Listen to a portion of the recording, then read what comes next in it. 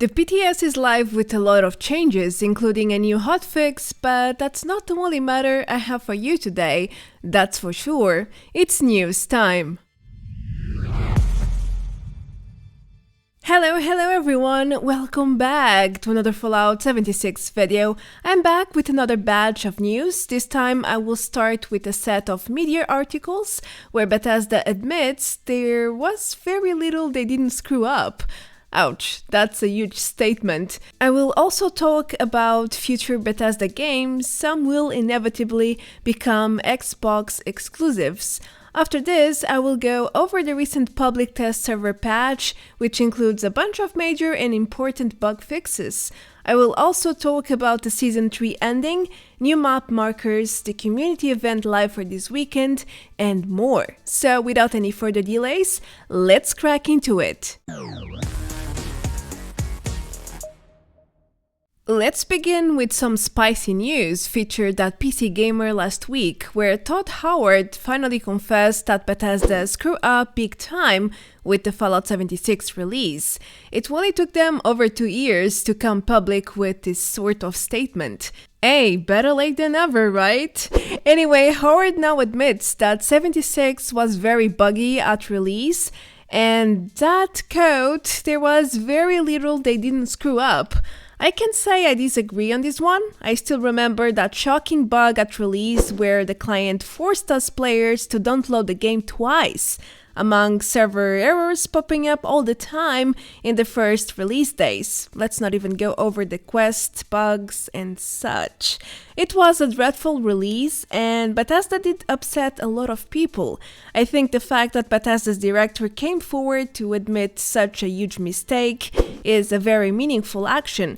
It will not change the past, that's for sure. It will never erase the negative experiences we had, but it might change the future. It might lead to different outcomes with the upcoming games, if Bethesda does indeed learn from their past mistakes. And honestly speaking, that's everything we could hope for here.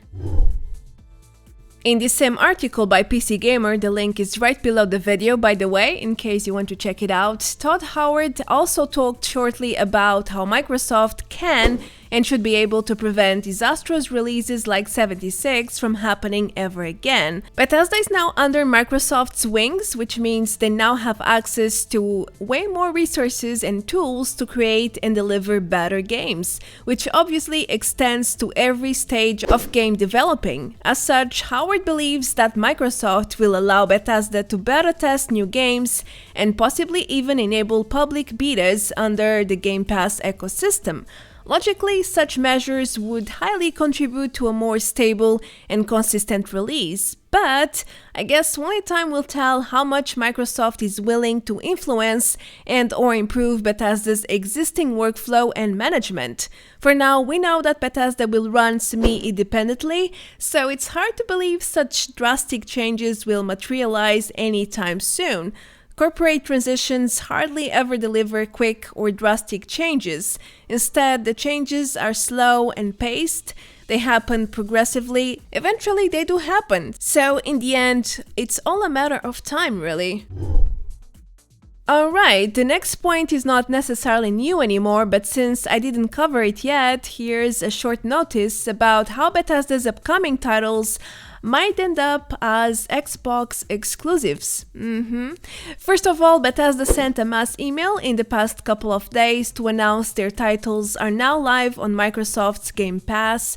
Moreover, last week when ZeniMax's acquisition process was completed, Microsoft gave several public statements. One of them addressed the question about whether or not new games from Bethesda will become Xbox exclusives, and the answer is yes, they will. Maybe not every single one of them, but Microsoft intends to make it the general rule. They want Bethesda's games to become Xbox and PC exclusives, as confirmed by Phil Spencer, head of Xbox. According to Spencer, gamers should now keep in mind that the best place to experience Bethesda games is through Game Pass, available on Xbox and PC. So yeah, this is not great news for PlayStation players at all, unless Game Pass somehow gets released there, but it was to be expected from such a huge corporate deal.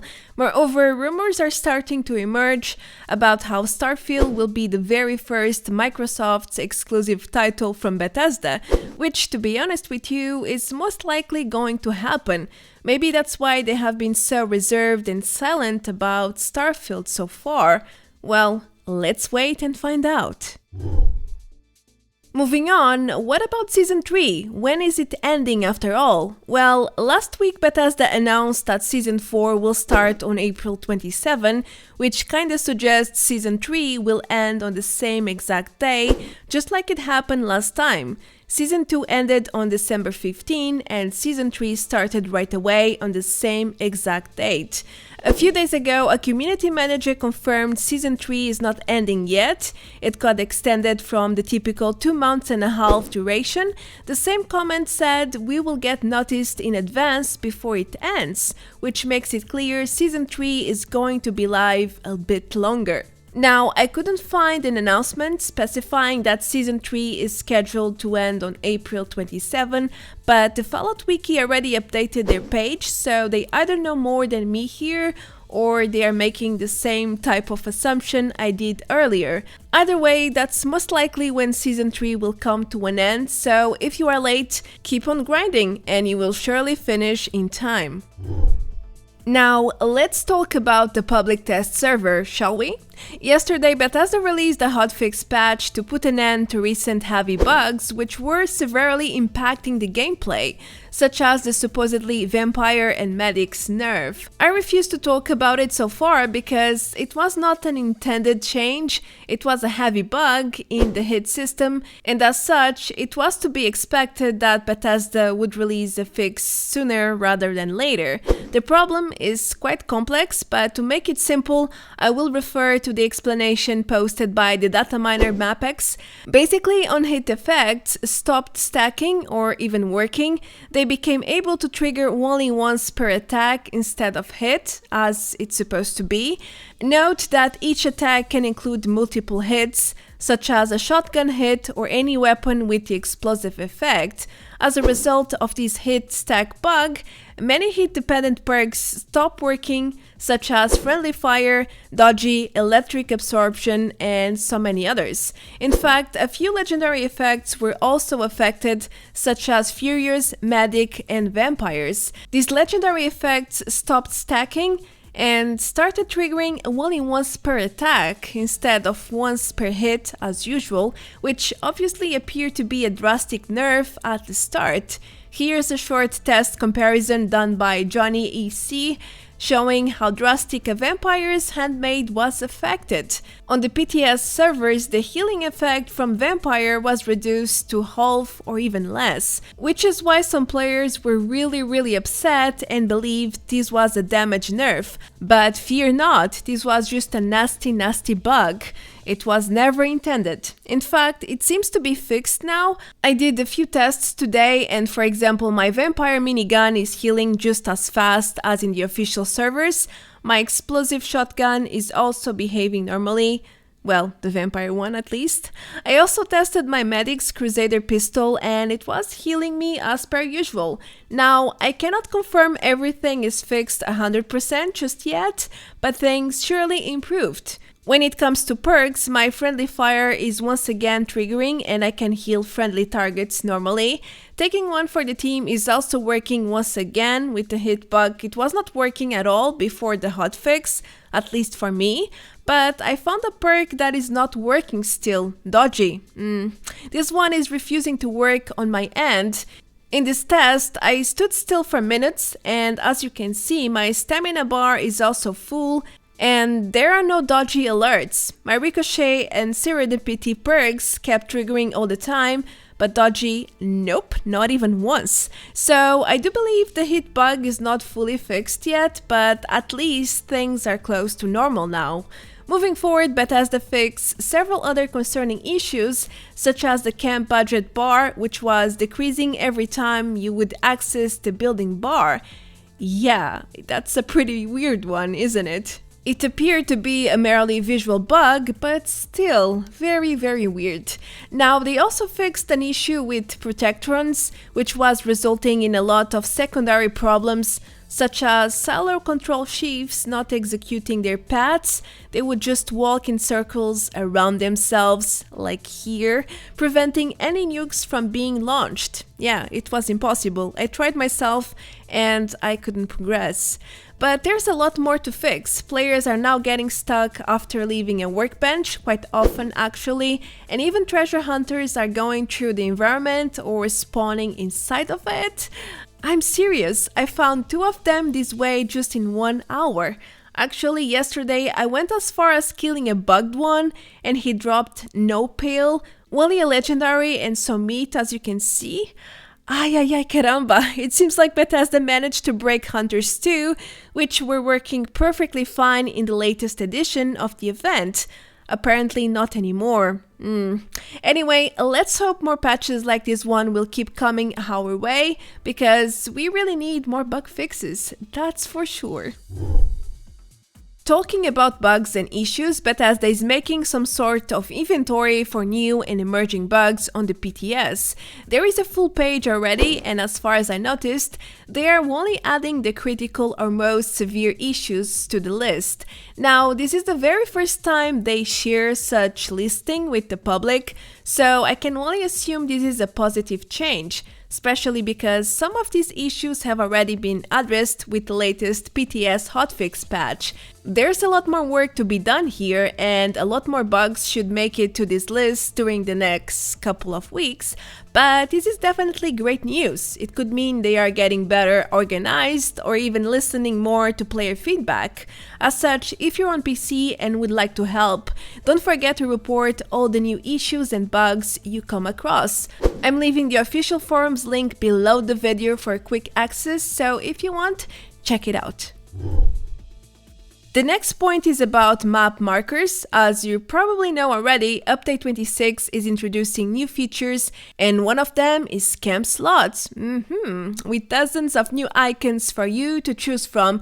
If you don't know what I'm talking about, I have already reviewed this upcoming system, so feel free to go ahead and watch it.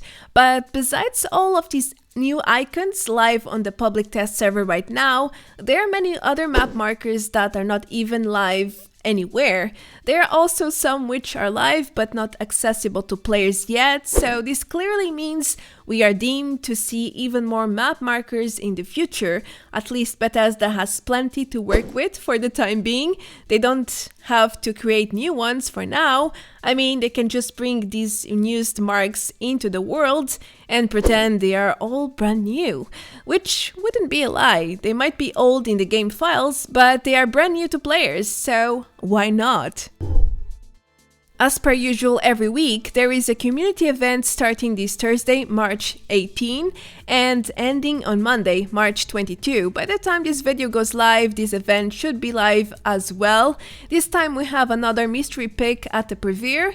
That's right. If you remember last week, Bethesda decided to swap events from the ongoing roadmap. We were supposed to have the surplus weekend now, but it happened last weekend instead. So now it's time to embrace the mystery pick event, which honestly speaking is not a very wise choice. The pool is far too low, your chances to get something great that you want are close to zero. But well, it's still an event and you should take part if you have script to spare or if you haven't learned a lot of gear plans just yet. Otherwise, you're better off getting normal Purveyor boxes. Just saying, your chances are much higher that way. Okay, as the last news, I have a player suggestion that caught my eye a few days ago. It's about a welcome package, where players would be able to select specific items and add them all up inside a single item, which in this case would be the welcome package, which would then be tradable. You would be able to drop such welcome packages to other players, new players in particular, which would make things a lot more friendly, welcoming and easy for everyone. I mean, when you see a new player and wish to give them some free goodies, how long do you take browsing your tabs and dropping certain items? I normally take some time, and by that I mean minutes. I'm not very sure what to drop. I need to see what spares I have right now, and what should I drop, what can I drop, and that's just boring, frustrating, and not a good experience at all. Sometimes new players even end up leaving because they think there's nothing for them. But yeah, it can be problematic sometimes. Anyway, a community manager liked this suggestion too, so who knows? Maybe this idea will become a feature at some point. I think that would be a very interesting feature indeed. What do you think though? I bet you are wondering, what's the random bug for this video? Well, nothing special, just getting kicked off the server due to something went wrong confirming a new teammate. Note that I was alone in a team before the server stopped responding. Well then, that teammate must have been very overwhelming. Such a strange error. I had never seen it before. Anyway, that's it for this one. My name is Marta Branco and I hope I could keep you up to date with everything Fallout 76. Expect more news and feature overviews to come in the following days. There's so much going on right now and frankly, it's impossible to cover every single thing at the same time, but I do try nonetheless. Alright everyone, don't forget to leave a like and subscribe if you enjoyed the content, and as usual, a huge thanks to all my dear supporters. You guys really do the difference for me. Well, that's it for now. I will see you all in the next video. Until then, take care. Adeus. Bye bye.